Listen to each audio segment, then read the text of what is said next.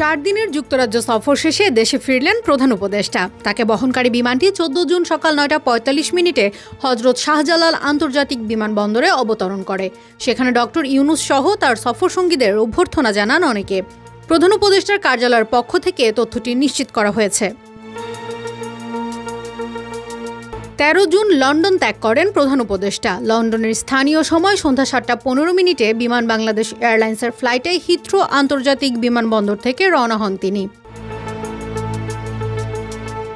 প্রধান উপদেষ্টা 10 থেকে 13 জুন পর্যন্ত 4 দিনের সরকারি সফরে যুক্তরাজ্যে ছিলেন। এই সফরে তিনি ব্রিটিশ রাজা তৃতীয় চার্লসের কাছ থেকে কিং চার্লস তৃতীয় হারমোনি অ্যাওয়ার্ড 2025 গ্রহণ করেন, যা দুই দেশের বন্ধুত্ব ও শান্তি প্রচেষ্টার প্রতীক হিসেবে বিবেচিত হচ্ছে।